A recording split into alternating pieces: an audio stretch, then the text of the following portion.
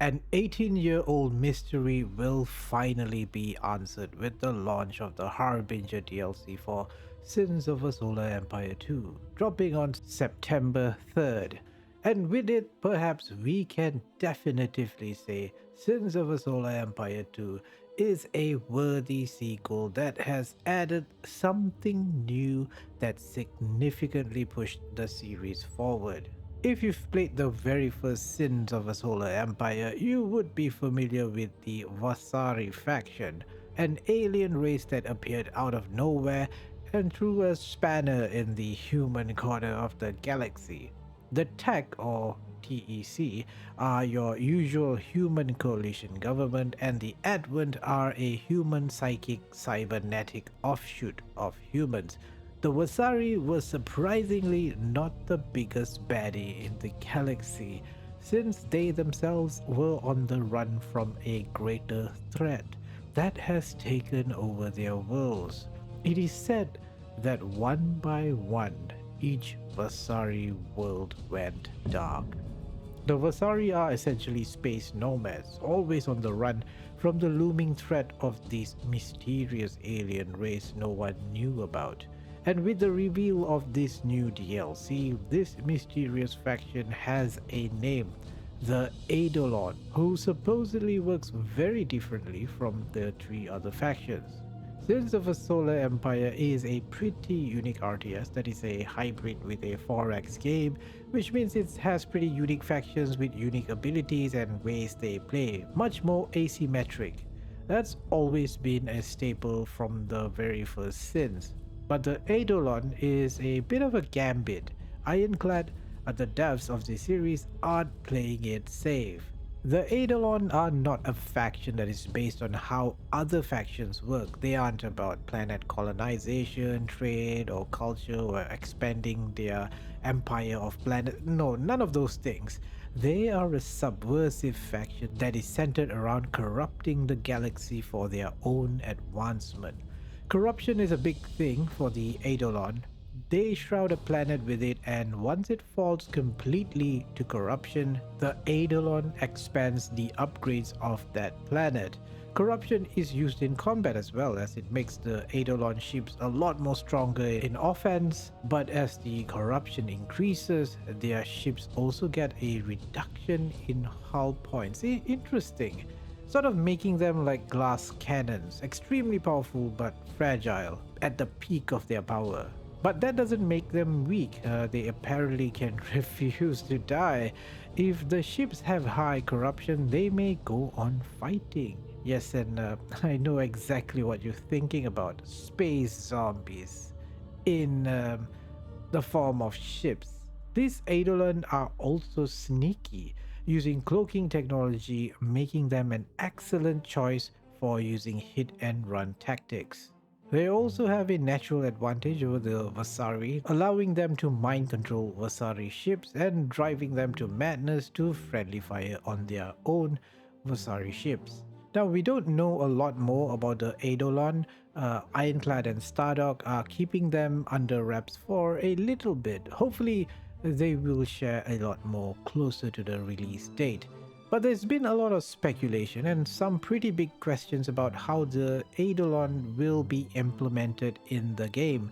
If the Eidolon is a super powerful race that can cause the Vasari to flee their empire and take them on easily at the height of their power, I mean, how can any other factions take on this fourth faction?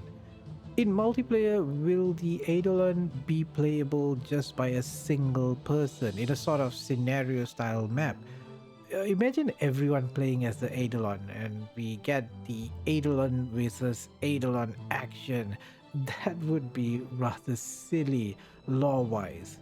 The Eidolon also seems to be a bit more powerful than the rest of the factions. It makes sense lore-wise since they are supposed to be the mighty threat to the galaxy.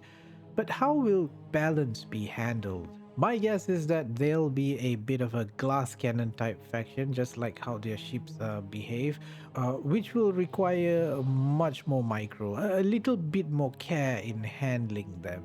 meant for only the more advanced players. I can only imagine the headache and stress the devs might be experiencing trying to balance this massive RTS with four very different factions. While we know of the importance of corruption for the Eidolon, we can only speculate how they will be accrued beyond just corrupting planets. Maybe corruption happens at a slower rate, and every planet they corrupt increases the tick rate of corruption. Possibly. The Adelon could be a slowly expanding faction with ships that cost a lot more. If they aren't taken care of early, they might become a very big problem for other players later on.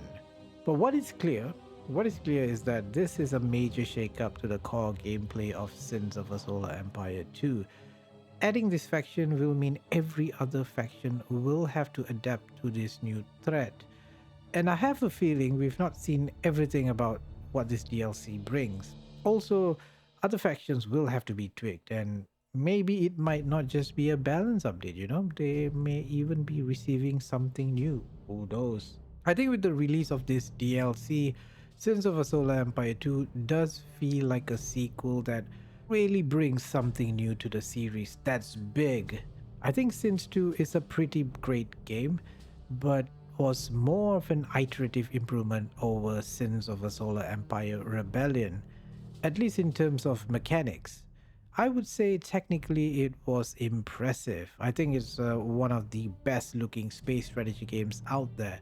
The engine also runs better and provides a great foundation for the devs to add a lot more depth and content over time. And they absolutely did. There's been many updates that have added new mechanics and improvements to the game, and Ironclad isn't going to stop updating Sins 2 anytime soon. If you're considering whether Sins of a Solar Empire 2 with this new content will be worth your time now, I think it still depends on what you're looking for in a space strategy game.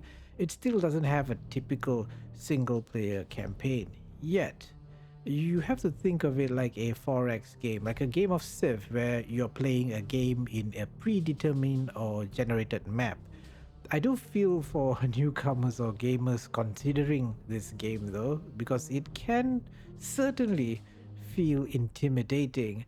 There's quite a lot to learn here.